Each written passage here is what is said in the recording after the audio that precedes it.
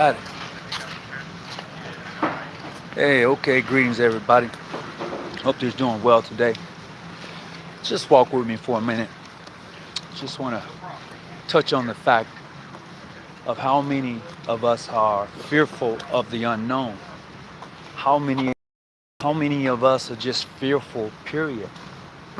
And in thinking that way, what does that do to our thought process? What does that do to our consciousness? How does that affect our lives? So today's conversation and topic is going to be talking about the fear of the unknown.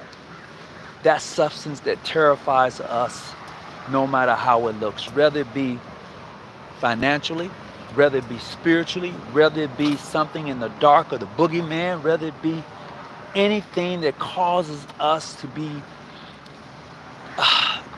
in that moment of like insecurity, that moment of not knowing, that moment, that time. Yeah, that's what we're talking about today. So come on, just walk with me for a minute, as we explore the fear of the unknown. Now, I can personally say that in my own journey, in my own walk in life, even when it came to the initiations of the various degrees for which I have been introduced to, yes, there was some fear because it was unknowing to me. Being blindfolded and allowing someone to lead you or guide you or to instruct you on certain information was different. I mean, it was like, do I really want to do this? So yeah, it was different. It was after going through those rites and ceremonies, you learned that the person who guided you was protecting you. You learned that the person who walked with you was one who was looking out for your best interests. But in life journeys, there are multiple fears that we face. Some are more detrimental than others. And what I found is that in the face of those fears, there you should find courage, there you should find strength, there you should be able to find the ability to be an overcomer. In some cases, that's not always so because some of us cannot stand the pressure of the unknown. Some of us have to be so in control of everything until when we are not in control, we are out of control. So you who are in leadership, you who are thriving to be the best person you can be, you have to understand it's okay being uncomfortable. Because some of us have gotten so comfortable until we've forgotten what it's like to be uncomfortable. So when that time comes in life and you become uncomfortable, you're fearful, you're terrified, you're scared to death. And this is what we get. So today, as we travel down the rabbit hole of being fearful, we must begin to explore that which makes us fearful. If not having enough money makes you fearful, you have to reevaluate some things in life. If not being able to travel, or if not being able to pay a bill, whatever it may be in your life that makes you fearful, sometimes we have to readjust and reevaluate. We really have to do that for ourselves. Because one thing for sure, and we've all heard that the bank doesn't follow the hearse to the cemetery. Nothing that we may accomplish here goes with us when we transcend. Nothing that we accomplish here. No money, no knowledge, no wealth, no nothing goes with us. We go along when we transfer, when we transcend to the next phase of life, of this journey, this thing here. Nothing goes with us. We only build wealth for those who we are going to leave it to. So everything you're working for right now, everything you have right now is going to be left for someone else to plunder through. That's a fact. So in the process, it is very true that we must live each day till its fullest. We must enjoy today because that's all we have. And instead of being fearful of tomorrow, enjoy today. And I'm not saying that that's easy. I never said that. Never did I say that. Because the way the mind goes and how it plays with us and how we allow certain imagery to come into play, it really throws us off on a lot of things.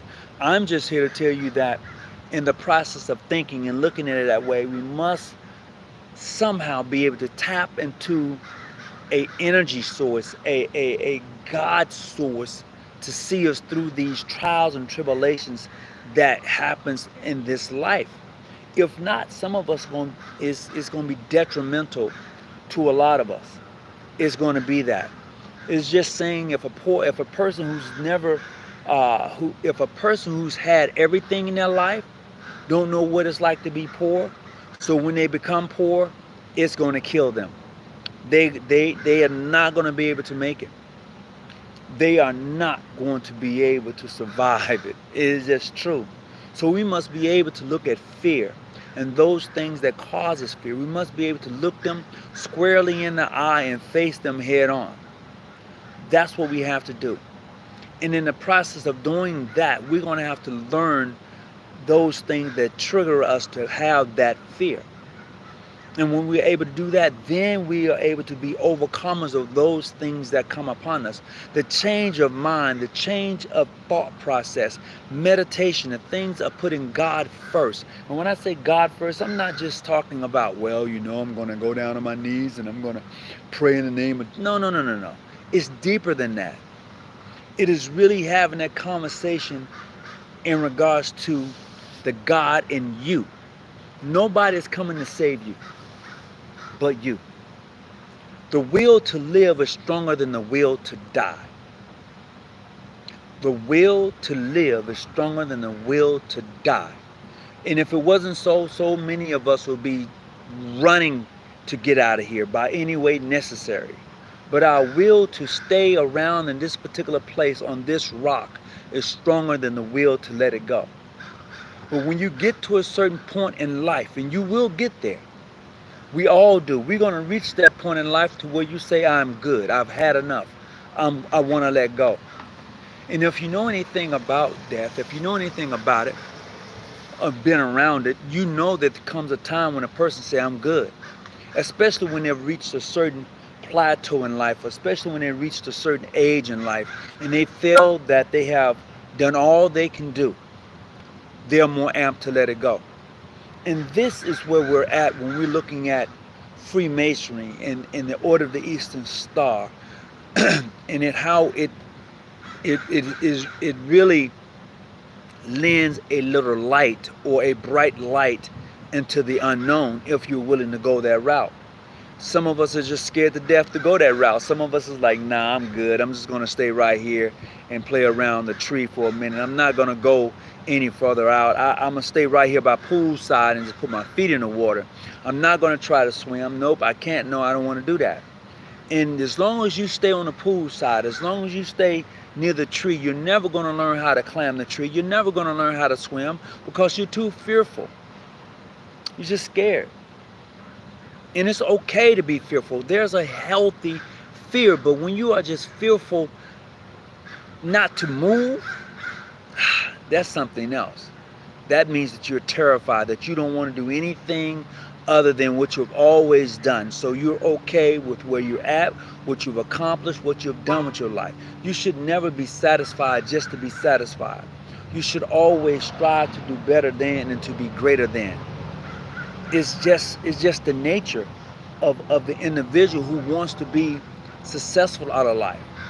No one likes being poor. No one likes living in the ghetto. And if you like living in the ghetto, you need to rethink some things. If you like being poor, you need to rethink some things. A lot of people like to use the phrase of, well, you got to be like Jesus. He was poor. Jesus wasn't poor. I don't know who keep telling us these lies. Jesus, the man, if you follow him, he was never poor. If you just go back and read for yourself about what the kings brought to him. And when they got to him, he was not no little baby either. Let's just be honest about some things. So we need to stop being so fearful and really going in search of that which is going to enlighten us and brighten us. Because for so long they have tried to keep the light out of you. They have tried to keep you in darkness. And now that you have the capability to go into light, knowledge, and righteousness, you choose to stay in darkness. I can't do that. I can't do that for me, nor would I do it for those who are coming behind me, nor can I do it for my grandkids or their kids. I can no longer set idle by and think that everything is okay. And for those who are going to come my way, are going to teach my kids the right way, are going to teach them or going to enlighten them, is not going to happen. We must be able to do that for ourselves. We can no longer be fearful. You can't. You can't do that to yourself. And I would bet that most of us who are afraid of moving, afraid of job changing, or afraid of doing anything that's going to benefit you, you stay stagnant. No, I can't do that to me. I can't be fearful of changing friends, and I can't be fearful of moving and doing things that's going to benefit those around me or those in my circle. I can't do that. I can't be fearful of reaching out and trying something new and exciting that I haven't done before. I can't do that. I can't be fearful of traveling and leaving a place that I've known my whole entire life to venture out and to seek new adventures in life that's going to enhance me. Can't do that. We can't be afraid to stand up when people are pushing us down. You can't be afraid to take a stand or to take a walk across the water when someone telling you can't do it. You can't be afraid. You have to be willing to go down the rabbit hole and search for that which you want and find it and bring it out and say, Eureka, I have discovered that which is lost. This is what we have to do. I want to say I thank everybody for coming on. Please leave something in the chat. What's going on, Brother Wilson? How you doing? I appreciate you. And I'm hoping that someone is getting something out of this. So this would touch you. Because what happens is when new knowledge comes around, we rarely want to search it. We rarely want to go into it.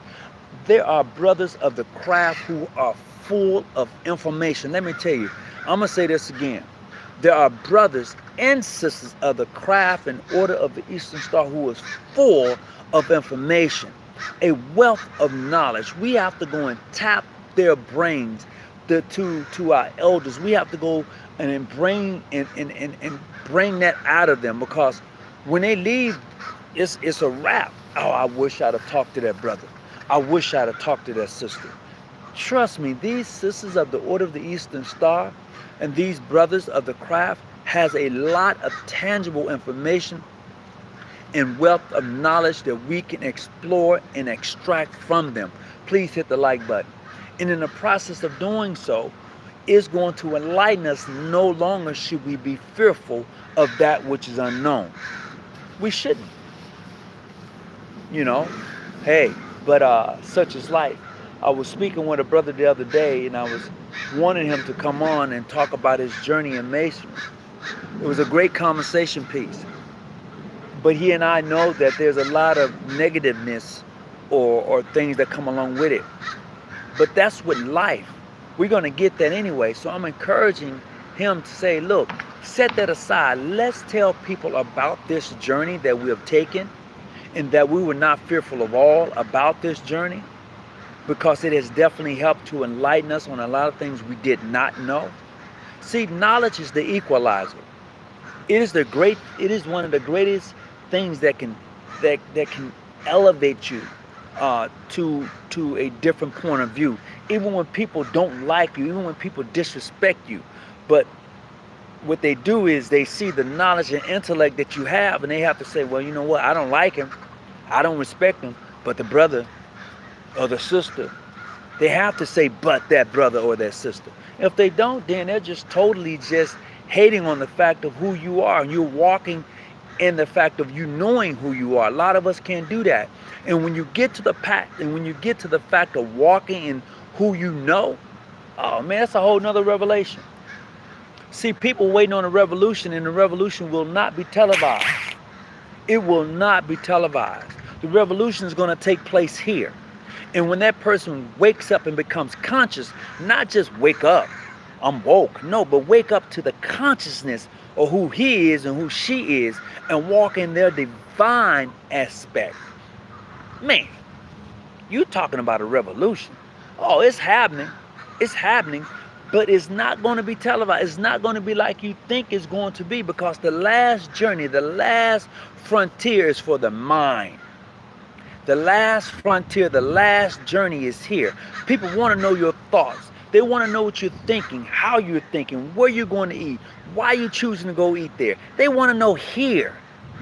That's where it's at. That's where the fight is at. That's what the fight is for.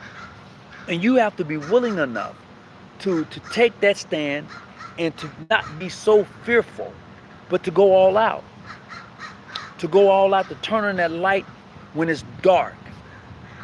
Yeah, that's what you're going to have to do.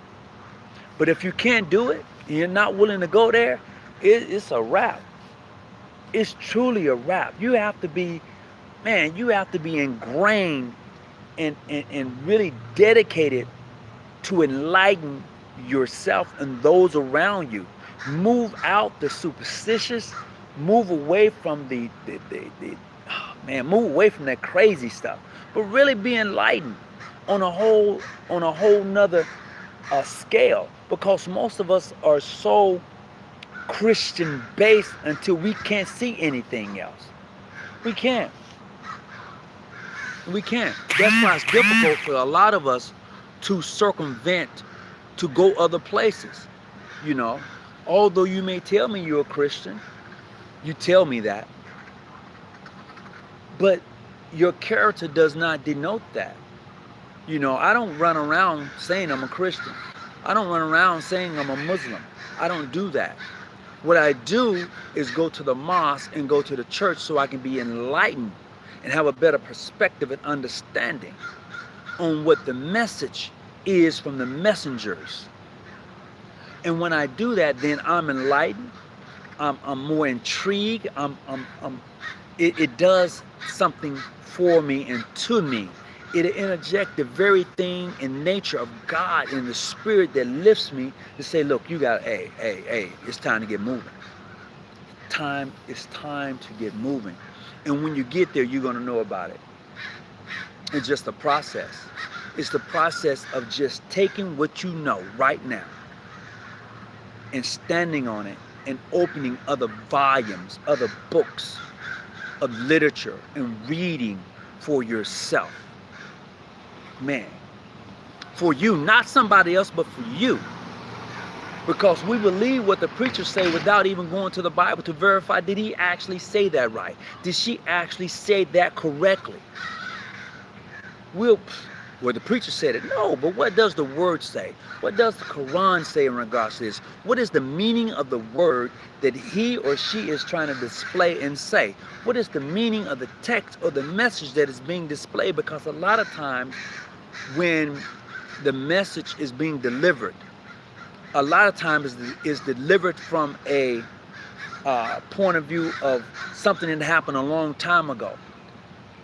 The message has to be related to right now. The message that is being delivered has to be related to right now. What's taking place right now? Can I take that which took place 1,000 years ago and apply that knowledge to what's happening with me today?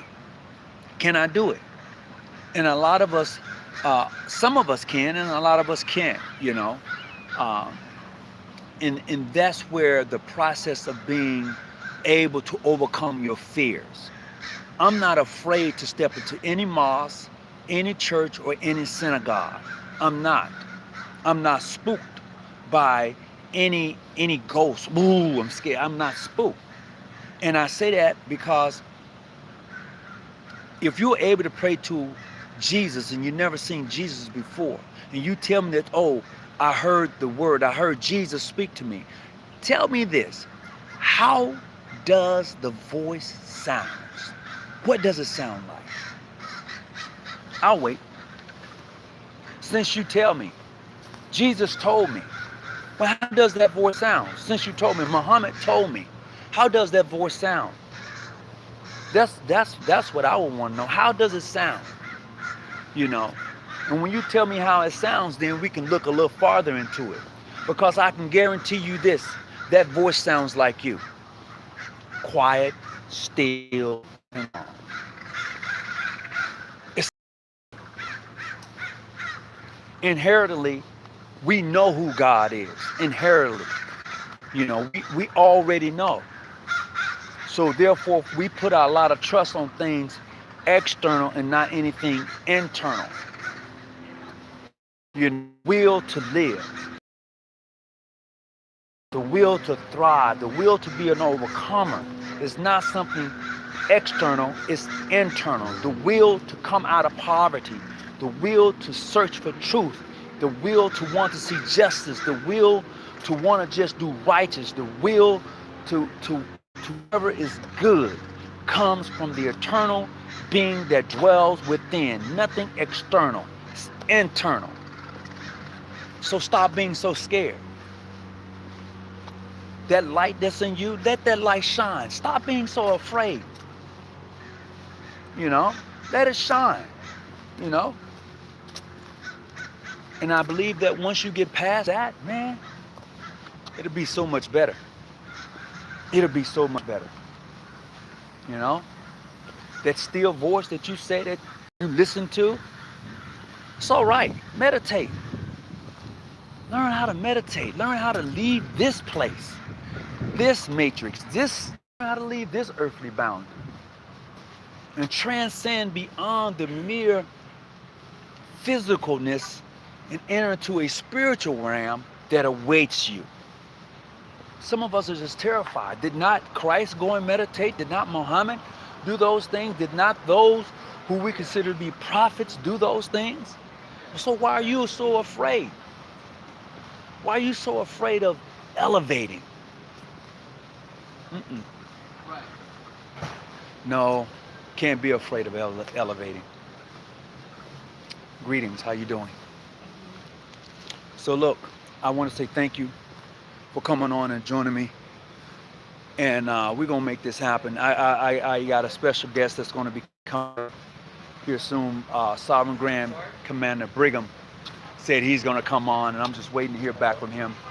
We were supposed to be coming live today, later today, but his schedule hasn't allowed him to free up the time that we want. So let him think about, what time he wants to come on and when he wants to do it. But that'll be Sovereign Grand Commander Brigham. He's out of back on the East Coast, but I'm looking forward to having him on, spread some light, some knowledge. But until then, peace and be well. Whatever you do, stay out the light and keep your light on. Stay out the bushes and keep that light on. Man, it's been a long day. Peace. Stay well. I'm out.